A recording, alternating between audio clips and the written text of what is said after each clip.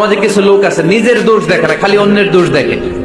এই বাড়িতে এই সমস্যা, ওই বাড়িতে ওই সমস্যা, এই হুজুরও খারাপ, এই হুজুরের এই সমস্যা। তুমি হুজুরের কি সমস্যা? আমার কি অবস্থা হবে আমি জানি না। আমি আরেকজনের দোষ খুঁজি, আমি আরেকজনের বদনাম বলি, আমি আরেকজনের পিছু লেগে থাকি। আল্লাহ বললেন ওয়ালা তালমিজু আনফুসাকুম, খবরদার তোমরা অন্যের দোষ খুঁজো না, দোষ খুঁজবা নিজেদের। কিন্তু সমাজে আমরা অন্যের দোষ খুঁজি কি খুঁজি না। 5 নাম্বার, ওয়ালা তালমিজু আনফুসাকুম, নেভার ডিসফেম ইচ আদার, একে অপরের দোষ খুঁজো না।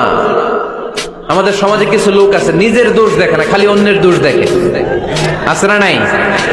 চায়ের দোকানে বসে বসে দেখবেন বলবে এই বাড়িতে এই সমস্যা, ওই বাড়িতে ওই সমস্যা, ওই বাড়িতে মারামারি, ওই বাড়িতে কাটাকাটি। তোর বাড়িতে কি সমস্যা ওইটা বল, তোমার বাড়িতে কি সমস্যা ওইটা বলো মিয়া।